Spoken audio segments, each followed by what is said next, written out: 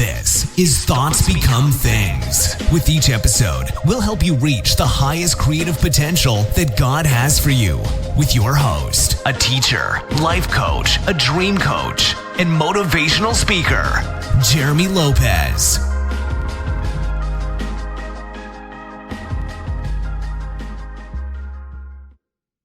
Hello, everyone, and welcome to the podcast of Thoughts Become Things. I'm Jeremy Lopez, and I hope today you're having a great, amazing day, and I'm looking forward to being with you guys during this time of this podcast to be able to bring forth some good points that I believe will help each one of you, hopefully every one of you, to be able to live in the now moment. I'm taking some of this from the book of the month for May, which is Enemies of the Now, which actually is a really good, fulfilling, satisfied book for you to be able to be satisfied and fed. Also, it comes with a good study guide. So I would encourage you guys to go to the website, identitynetwork.net, and you can download this combo together within minutes to your computer.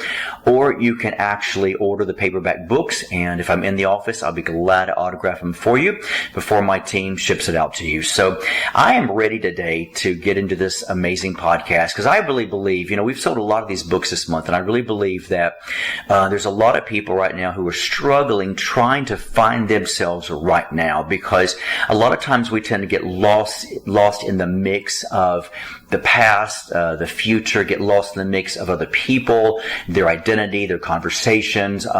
We get lost in our work. We get lost in our families. We get lost in our spouses. We get lost in our children. You might think, really? Yes, absolutely. It's so easy nowadays because we are persuaded, we're pulled upon, we're tugged upon, pulled to the left, pulled to the right, within politics and just everything in this world. And so it's so easy to get wrapped up and caught up in society, in people, places, things, because anything that our soul wants to be able to gravitate towards means that we're not completely satisfied within our own wholeness. It means we're not satisfied within our own identity. So anytime you feel the need or the tug to be able to be drawn to something or someone or some place, and it tends to take away and suck up all your energy, almost like a spiritual vampire. Anytime you feel like it's here to suck away your energy, your essence, your life, your mind, and you feel like nothing matters except that one thing, then that goes to show you that your soul is searching. Your spirit man is searching for a truth, is searching for satisfaction, is searching for wholeness.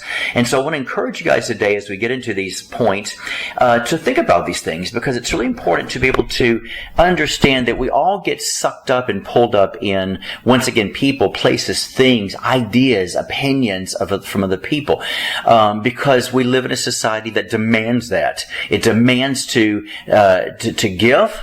Your opinion demands that you give of yourself to somebody, meaning that persuade them, pull them to your side, even within work and business. Have you noticed that? Even within work and business is a place of, we've got to take people away from our competitors, bring them over to us, tell them why we're better than them, tell them why, what we can do for them. And so everything today revolves around sucking the life out of you, pulling you to, their side or its side or his side or her side. And you got to begin to be very careful. And a person who truly knows their identity, but also knows their power, also knows where they belong, also knows where they're going, where are you headed?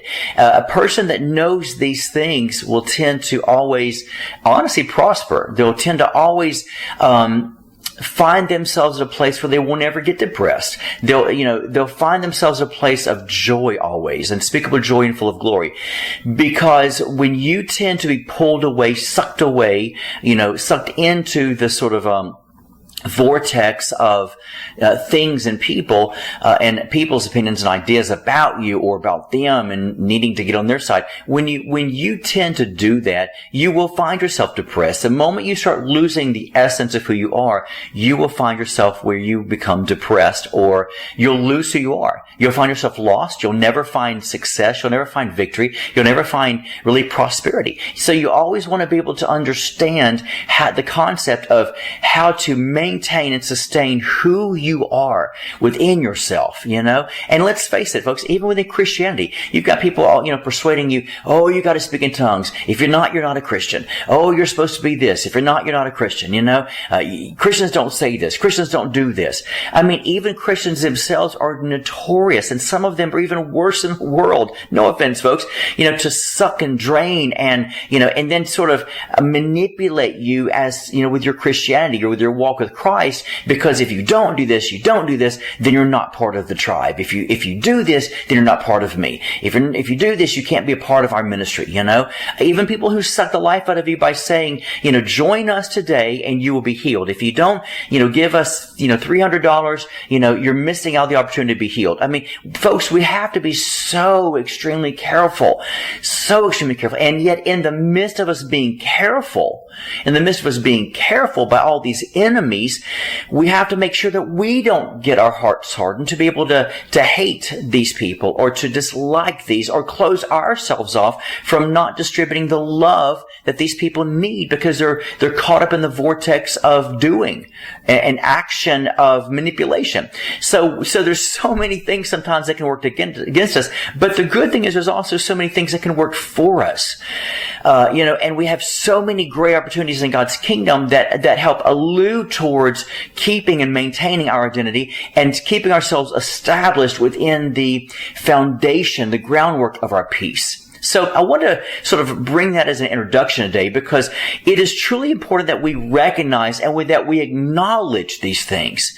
Because once again, if we don't and we move to the other spectrum, then we find ourselves in the conspiracy theory, kookiness, and then everybody's evil, everybody's bad, everybody's wrong, and then we turn our backs on everybody. Well, that's not what Christ wanted us to do. Christ wanted us to be able to love our enemies, love our neighbors as we love ourselves, bring ourselves out to where we maintain our authenticity, our vulnerability, to find ourselves to where we are still open to giving love to people. So, there's extremes on both sides. So you got to begin to sustain, maintain, and keep yourself balanced in the middle and not get sucked into the vortex of all the different sides, right? Because if you're not careful, if you don't know your identity, you'll be like the Kenny Rogers song in the 80s.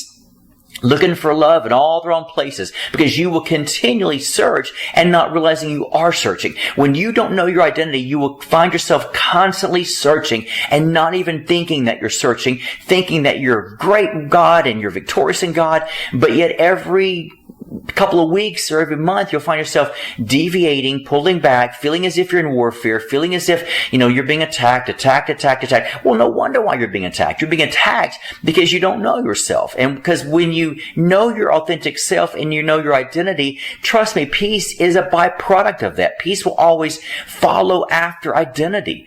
So if you're feeling, oh my gosh, the devil is always attacking me. He's trying to pull me away, then guess what? You are who I'm talking to, because you will always continuously be attacked because you don't have the weapon or the shield of identity. And therefore you will never be satisfied with the peace you have, because you don't have any peace. All right.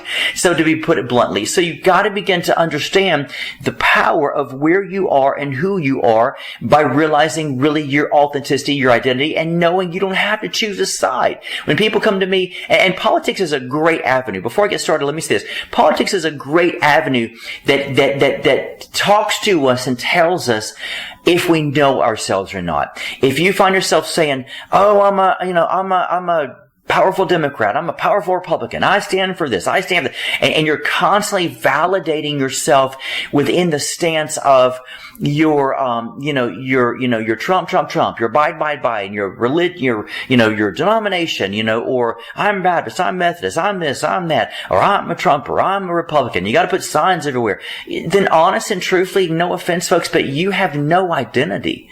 You literally have no identity at all, because you're trying to find yourself in someone else that makes you feel powerful. No matter what side, of the political system you're on, no matter what side you find yourself on, the more you feed into the system, the more you will lose your identity. And you're telling people, I don't know who I am, so I have to feel empowered by their authority. I have to find myself empowered by their political side. I have to to find my power in their bullying, or I find my power in their, nonchalant, or, you got to find yourself in that place where, you're pulled away. When the Bible says, come out from among them.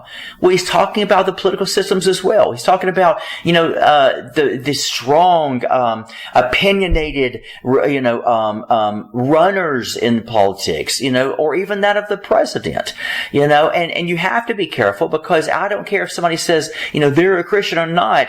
The truth is, if they have a strong pull on you, they're doing a good job by manipulating you. So folks, please be cautious, be careful. Don't find your stance in, I'm a Republican because God's Republican. I'm a Democrat because God's a Democrat. I'm a Trumper. I'm a Biden. You're proving yourself that you don't know who you are. So find yourself where you pull away from all this junk, and don't think for a moment that neither one of them, that these sides are not manipulating you. Folks, they're the masters of manipulation. So don't get wrapped up in all the hogwash and the, is it okay if I use the word BS with you guys? I hope you're okay with it. But don't get caught up in the BS, because the truth is, that's what the system does. It sucks you in by that way. So today, I want to give you, those are your main enemies, all right, is the system, not the people, but the system. But yet, don't think for a moment that people are not working within the system, because they are, all right? So with that said, I want to give you guys, once again from my book, a couple of ideas that will help you to overcome, the ideas of what you're wrapped up in, that you've got to be aware of to be pulled out of that, okay? Out of that. So, the number one thing I want to bring forth is fear. Now, fear we could all run with. I know every one of you, especially here in America, are saying, amen, Jeremy, you are so right on with fear. Because fear is a great manipulator. Fear is the tool of most politicians, honestly. Fear is the tool of most people. And so no wonder why we wake up in the morning and we're fearful. We're fearful because there's groups of conspiracy theories. There's kooky-headed whack jobs of the QAnon. There's whack jobs of extreme Democrats. There's whack jobs in extreme ultra-conservative Republicans. There's whack jobs in our works. There's whack jobs, and I'm sorry to use that word, but it's true. There's whack jobs in society, in people that have been trained to manipulate you. So no wonder why fear is so rampant in today, because if we can say things like, if you don't vote for me, our cooker's going to hell in a handbasket. Well, fear. Not truth, fear. If you don't work over here, you're never going to be successful. Fear. If you don't make the good money, and if you don't, buy my course to know how to be able to mastermind your money, you're gonna lose it when we have the economic crash. Fear. When you go to church and say, you're gonna burn in hell if you don't change your ways. Fear. If you go to a church that sits here, and tells you, listen, I'm successful. I do this, ego. Listen to me. When the economy crashes and the four horsemen ride their way to you, are you going to accept the mark? Fear.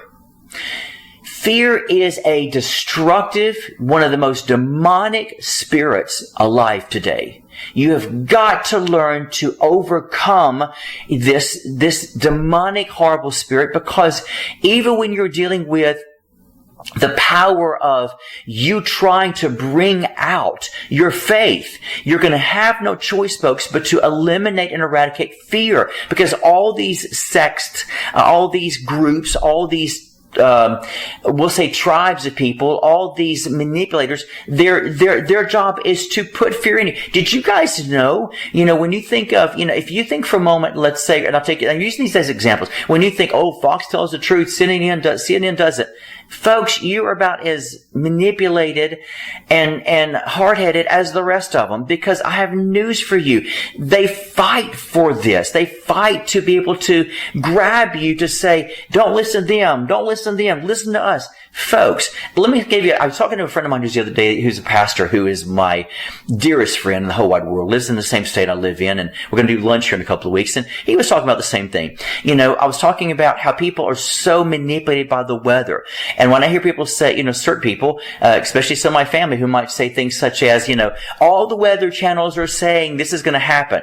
Well, guess what? Duh. That's their job. Their job is, if every weather channel is doing it, then they're all doing their job to compete with the other one. You really think they're on top of it to alert you, to make you feel better, so you can find safety? No. Their job is, I've got to have good ratings. Their job is saying we got to be on top of it before the other weather channels are. We got to make sure we get good ratings, we get good reviews, that people are tuned into us versus this other one. ABC fights against CBS. CBS fights against NBC. NBC fights against ABC.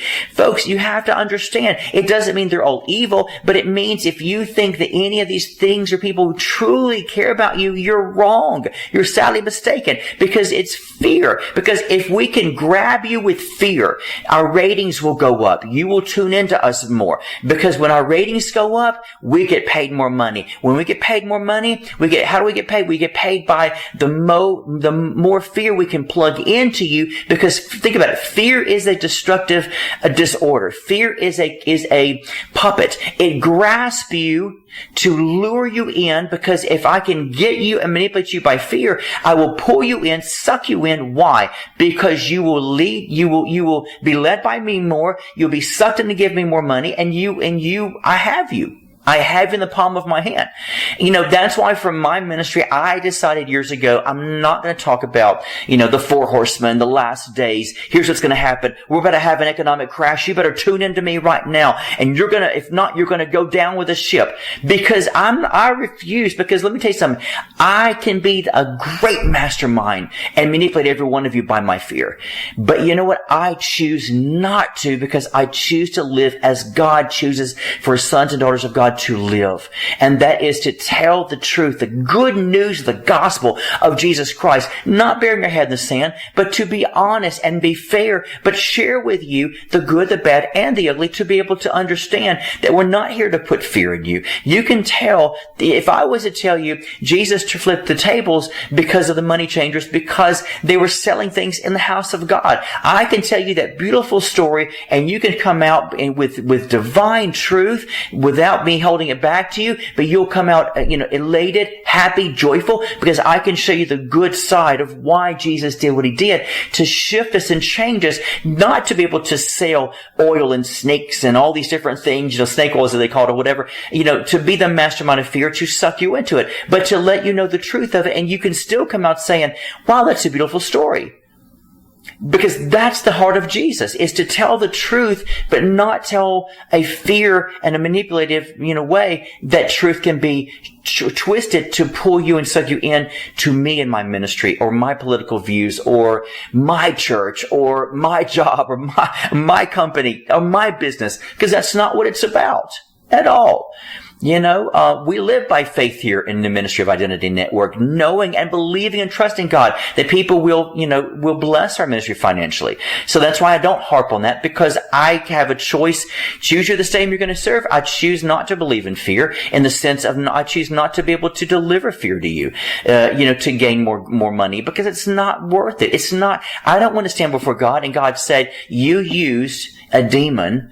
I'm going to be blunt. You used a demon to help manipulate people to where you can get more money, that you called it for my kingdom. Because the truth is, you're using spirits when you do that, folks. It's just not worth it. So we love people. We understand now why these people and these companies come to it. Because fear-based is a great, honestly, truthfully, business concept. Fear is a dynamic business concept. It's not right. It's unhealthy. It's not God, but it's a good, quote unquote, worldly business structure to cause you to gasp in order to grab you and to suck you back in.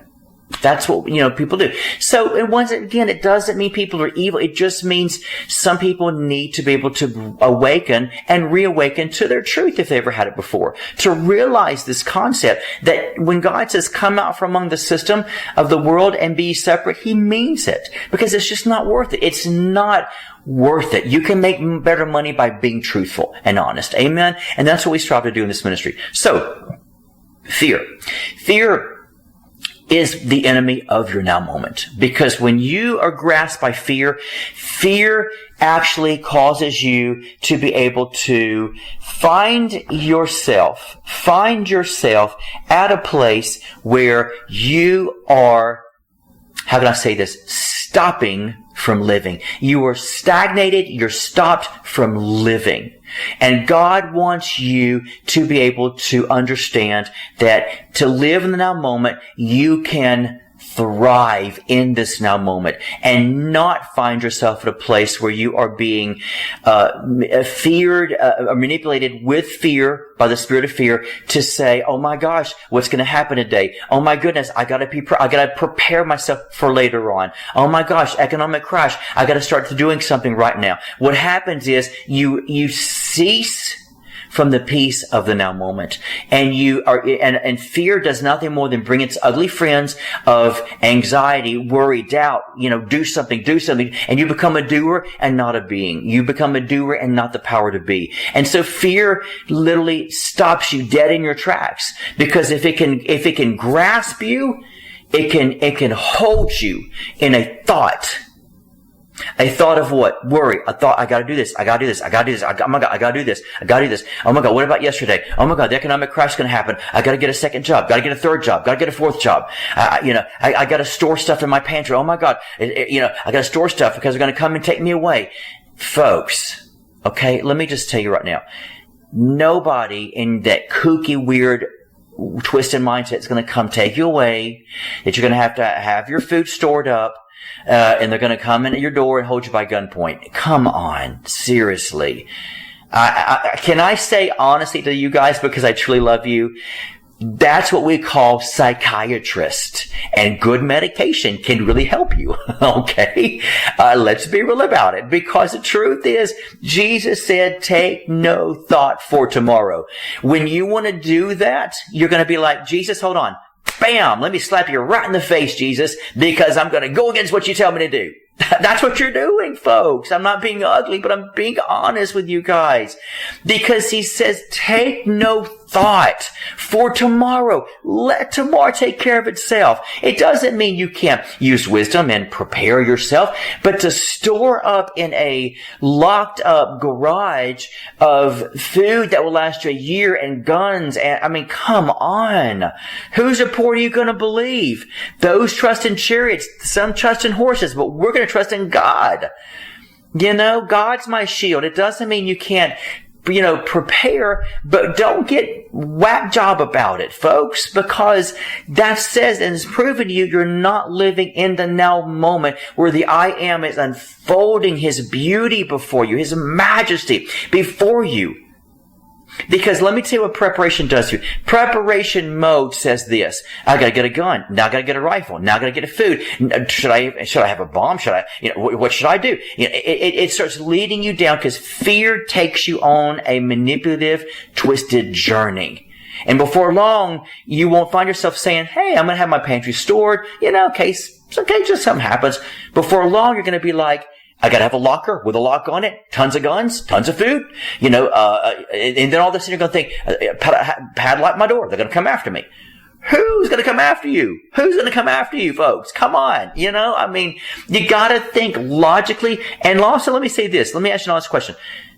Does the mind of Christ, the Prince of Peace, so put it away. The mind of peace. Would the mind of peace tell you to do that? No. Because taking you out of your now moment is the most abrasive thing, because it will take you to a path where it will make you fragmented. And guess what? The enemy wants nothing more than to fragment you, make you fragmented, fragment you, bring you to a place where you are broken, you are distraught, you are anxiety, because when you are is when you become double-minded and you become unstable in all of your ways. And guess what? That's exactly how he wants you. So use wisdom, balance yourself out, use the wisdom of God, folks. All right. So I wanted to bring this to you guys today. We're going to continue this month and our podcast, and hopefully maybe our Monday motivational days times as well at 10 a.m. Central Time. But I want to be able to bring this stuff to you this month because I believe it's important to know this. All right. So know today how much I bless every one of you. Go back, get our books today, order them today, read them, download them, read them today. It's going to help you to be able to live in the peace of this now beautiful moment God has blessed you with. So as we leave today, like I always do, if you don't like your day, got great news for you guys. Change your thoughts, you'll change your life. God bless you. This has been the Thoughts Become Things podcast with Jeremy Lopez, helping you reach your highest creative potential that God has for you. For more episodes, products, and information on Jeremy, visit www.identitynetwork.net.